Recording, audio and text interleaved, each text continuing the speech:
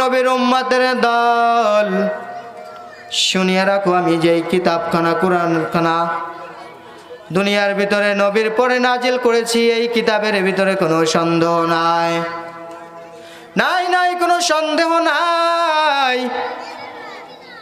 যদি কোনো সন্দেহ থাকতো আমি শুরুতে এই কথা বলতাম না। কারণ হলো এই কথা,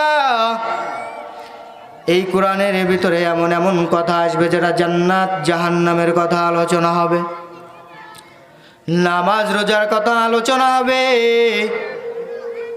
হজ যাকাতের কথা আলোচনা হবে, গুনাহগার মুমিনদের কথা আলোচনা হবে।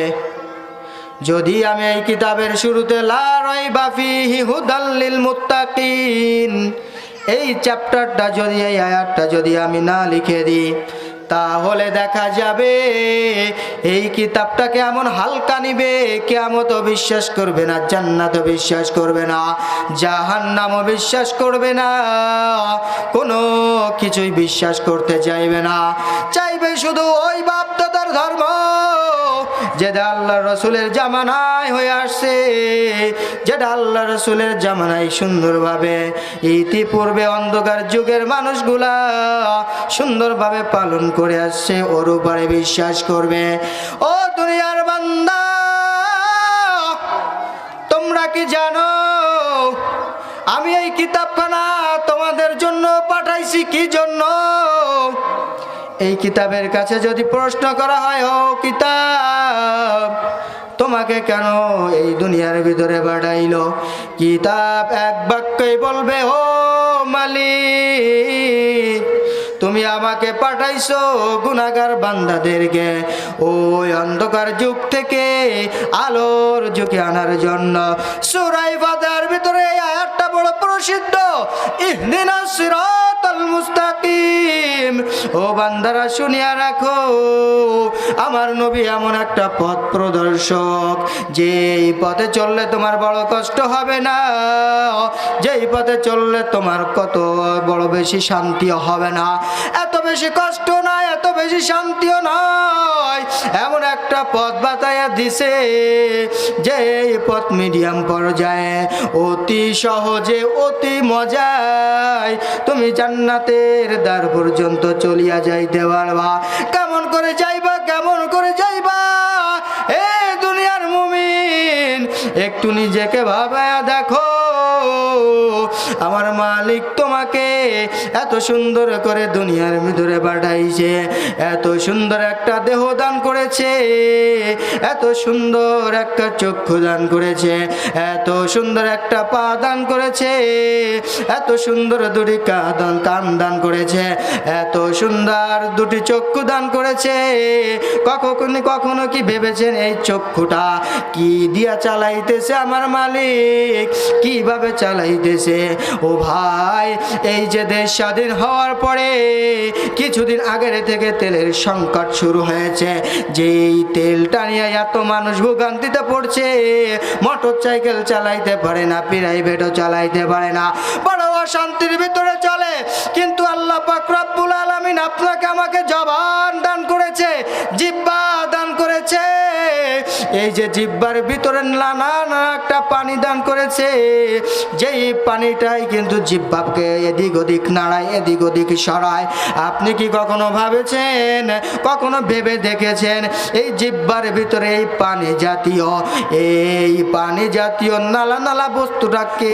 মানুষ তো এটা না থাকার কারণে মারা যায় না, কোনো মানুষ কানে শোনে কিন্তু কখনো কান কিন্তু বন্ধ হয় না, এমনকি এই কান এমন সুন্দর করে শুনতে পায়।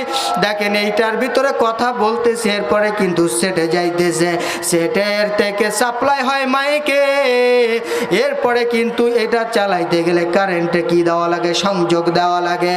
ও ভাই, কি ভেবে দেখেছেন আমার দেহটা এত সুন্দর করে হাত নাড়ায়, এত সুন্দর করে চক্ষু দিয়ে তাকায়, এত সুন্দর করে নিঃশ্বাসকে নেয়। এই নিঃশ্বাস নেয় কখনো তো কোনো কারেন্টের সঙ্গে সংযোগ দেওয়া লাগলো না, কখনো কোনো কানকে আওয়াজ পাওয়ার জন্য কোনো মাইককে কিন্তু এর সঙ্গে সংযোগ সেটকে সংযোগ দেওয়া লাগলো না। এত সুন্দর করে আমার মালিক আমাকে আপনাকে বানাইলো। বানানোর পরে কিন্তু আমরা তার উপর আল্লাহর প্রতি বিশ্বাস রাখি না, আল্লাহর প্রতি বড় বিশ্বাস হারায়া ফেলাই। যখন আমরা কোনো বিপদে পড়িয়া যাই, বিপদে পড়ার পরে দেখা যায় আমরা জবান থেকে এমন কথা বের করিয়া ফেলি যে আল্লাহ শুধু আমাকে দেখলো নি, আল্লাহ শুধু আমাকে বিপদ দেখলো নি।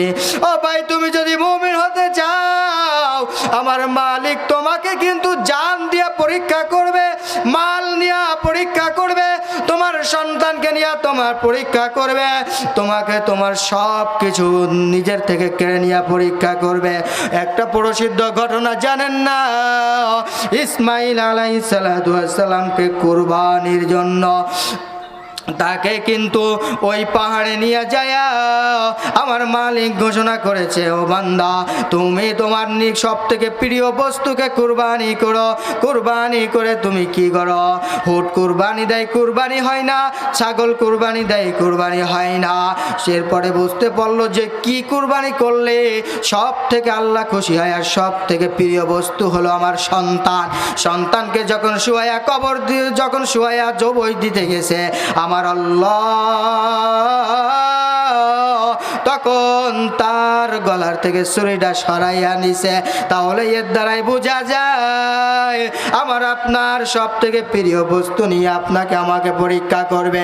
সব থেকে কষ্ট করিয়া যে ফসলগুলো ফলার, এই ফসলগুলো নষ্ট করিয়া পরীক্ষা করবে।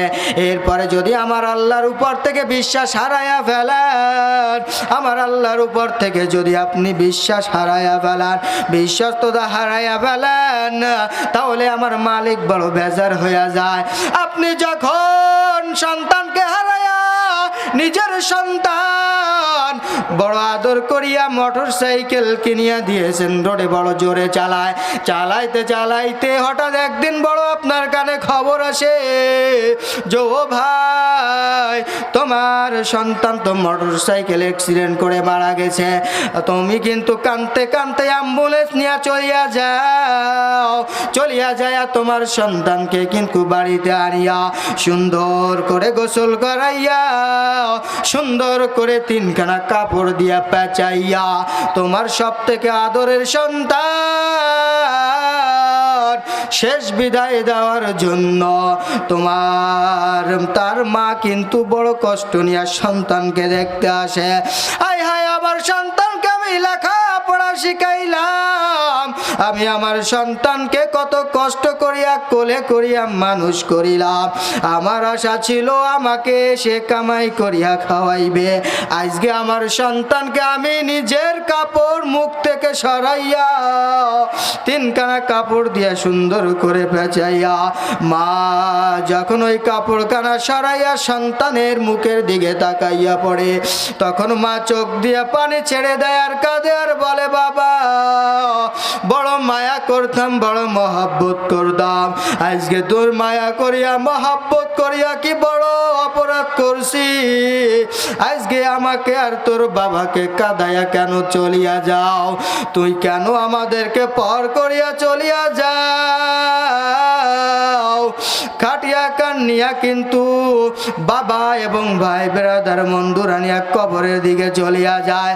কবরে যায় যখন সন্তানকে নিজের হাতে বাবা কবরে থই, ওই বাবা কিন্তু চোখ দিয়া পানি ছাড়িয়া দেয় আর কান্দে, আহারে, যে সন্তানকে আমি জীবিত হওয়ার পরে আমি চুম্মু দিয়েছি কপালের উপরে, কত আদর করি আমাকে ডাকতো, বাবা তুমি রাত্রে বাড়ি আইসনি, ও বাবা তুমি খাবার আনিও, ও বাবা তুমি আমার জন্য এই আনিও ও আনিও, ও বাবা ঈদের সময় তুমি আমাকে এই পোশাক কিনিয়া দিও।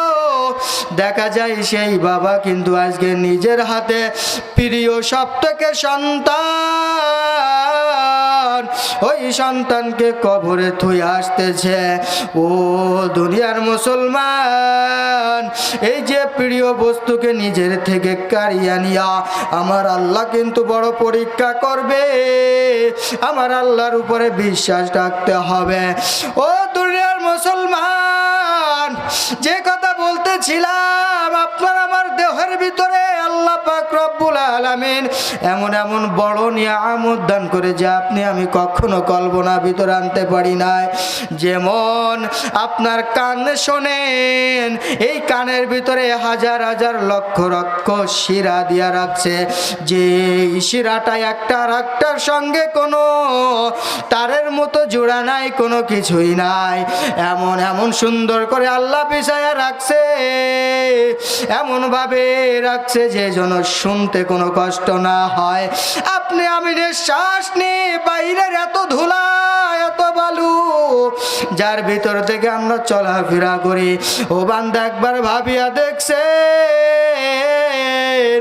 আমার মালিক কখনো কি হিসাব চাইছেনি?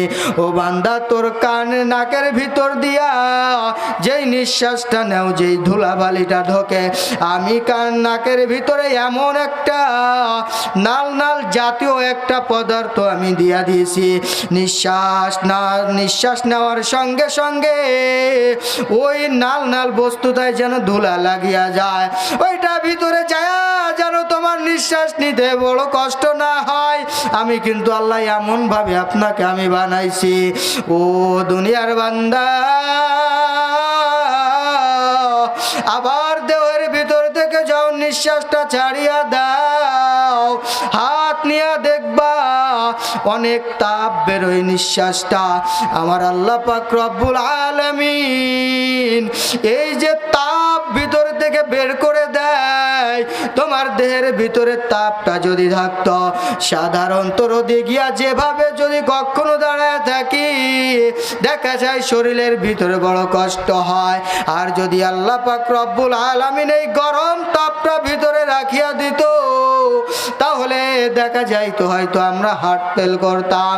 একবার কি চিন্তা করে দেখছেন, এত সুন্দর আল্লাহ দেহ দান করেছেন, এত সুন্দর আল্লাহ পা দান করেছেন, এত সুন্দর জবান দান করেছেন। কোনোদিন ঘুমানোর পরে কিন্তু আপনার আমার কাছে সকাল বেলায় কোনো বাউসার কোনো কিছু আসে না, এমন কোনো লেখা কোনো সাতুয়া আসে নাই যে তোমার দিনের ভিতরে এত টন টন তুমি কি নিয়েছো, নিঃশ্বাস নিয়েছো, এর টাকা দাও। এই কান দিয়ে তো আওয়াজ শুনেছো, এর টাকা দাও। এই নিঃশ্বাস নিয়েছো, এর টাকা দাও। জবান দিয়ে কথা বলেছো, এর টাকা দাও। কোনোদিন কিন্তু এইগুলো আমাদেরকে হয় নাই। আমার আল্লাহ এত সুন্দর করে আমাদেরকে বানায়া, আর আমরা দেখা যায় এই নেমো খারাপ মানুষ, আমরা ওই আল্লাহর কিন্তু হুকুম মানতে যাই না। আবার আল্লাহর হুকুমকে আমরা বিরুদ্ধে আঙ্গুল দিয়া দূরে সরাইয়া দিই। আমরা নামাজ পড়তে চাই না, আমরা রোজা রাখতে চাই না, আমাদের হজ যদি ফরজ হয় তা হজ করতে চাই না। ও বান্দা, আমি আপনি যদি আল্লাহর থেকে এইভাবে বিমুখ হয়ে যায়, দেখা যাবে আমার আল্লাহ কিয়ামতের ময়দানে যখন সকলের যখন হিসাব নিকাশ শেষ হয়ে যাবে, জান্নাত ওয়ালাদেরকে জান্নাতে যাইতে বলবে, জাহান্নামদেরকে জাহান্নামে দেওয়ার জন্য অপেক্ষা করবে। অপর দিকে জাহান্নাম ক্ষুধার্ত অবস্থায় ছটপট ছটপট করবে। জাহান্নাম কিন্তু শিকল দিয়া বান্ধা থাকবে, শিকল টেনে রাখতে পারবে না। জাহান্নাম আল্লাহকে ডাক দিয়া বলবে, ও মালিক, আমার পেটে বড় ক্ষুধা, ও আল্লাহ আমার পেটে বড় ক্ষুধা, দ্রুত আমার ক্ষুধাকে মিটাইয়া দাও, দ্রুত আমার ক্ষুধাকে মিটাইয়া দাও। জাহান্নাম ছুটে ছুটে জাহান্নামীদের কাছে আসতে থাকবে। একদিকে ফেরেশতারা আল্লাহকে বলবে, ও মালিক, আমরা তো জাহান্নামকে ধরিয়া রাখতে পারছি না। আল্লাহ তোমার দরবারে ফরিয়াদ জানাই, তুমি জাহান্নামকে ঢাকাও। আমার মালিক ফেরেশতাদেরকে একটা পানি দিবে, এই পানিটা দিয়া বলবে যাও যাও দ্রুত জাহান্নামের উপরে ছিটাইয়া দাও। জাহান্নামের উপরে যখন ফেরেশতারা ছিটাইয়া দিবে, তখন জাহান্নাম একদম নিস্তব্ধ হয়ে যাবে। ফেরেশতারা আল্লাহকে বলবে, মালিক ও আল্লাহ, ও মালিক, কিভাবে জাহান্নাম এত ঠান্ডা হয়ে গেল? বলবে, ও তুই আমার ফেরেশতাগণ, খুলনায় রূপসা থানার অধীনে আব্বাসিয়া জামে মসজিদের 3 দিন ব্যাপী মাহফিল। প্রথম দিন মাহফিলের মাগরিবের পরে বসিয়া কিছু গুনাহগার বান্দা আমার কোরআনের আলোচনা শুনতেছিল, রসুলের হাদিসের কথা শুনতেছিল। ও ফেরেশতারা জানোনি, তাদের দিলের ভিতরে বড় ব্যথা নিয়ে ওই ময়দানে বসেছিল, চক্ষুর ভিতরে পানি টলমল টলমল করতেছিল। ও আমার ফেরেশতা জানোনি, ওই চোখের পানি আমি বৃথা যাইতে দেই নাই। আমি কি করেছি জানোনি? ওই চোখের পানি আমি রাখিয়া আমি কি করেছি? আমি আল্লাহ জাহান্নামের উপরে ছিটাইয়া দিয়েছি। এই জন্য আমি রূপসার মুসলমানদেরকে বলবো, ও আমার মুসলমান ভাই, দুনিয়ায় অনেক বিলাসিতা করেছি, অনেক নিজেকে মন চাই জিন্দেগি চালাইছি, নামাজ ঠিক মতো পড়ি নাই, রোজাও ঠিক মতো রাখি নাই। আজকের থেকে এইখানে ওয়াদা করে যাব, আমরা নামাজ ছাড়বো না, সময় মতো নামাজ আদায় করব, সময় মতো ইবাদত করব, সময় মতো মুয়াজ্জিন, যদি আজ মুয়াজ্জিন যখন আজান দিবে অতি দ্রুত উজু করি আমরা মসজিদের দিকে চলে আসব। যদি খাঁটি নিয়াতে, আমলের নিয়াতে আমরা যদি এই আমলগুলো করতে পারি, এই আমলগুলো করে যদি কবরে যাইতে পারি, তাহলে দেখা যাবে আমার আল্লাহ আমাদেরকে জান্নাতুল ফেরদাউস দান করে। এই আমলগুলো করতে পারবো আমরা, আল্লাহকে হাত উঁচু করে দেখায়া দিয়ে, আয় আল্লাহ তুমি কবুল করে নাও। হাত উঠাইছে তাদেরকে 5 ওয়াক্ত নামাজি বানাইয়া দান। আয় আল্লাহ তাদেরকে সময় মতো ইবাদত করবার তৌফিক দিয়া দান। আয় আল্লাহ তারা যেন দুনিয়ার থেকে জান্নাত কামাই করিয়া আল্লাহ কবরে যাইতে পারে, সেই তৌফিক দান করেন, আমিন।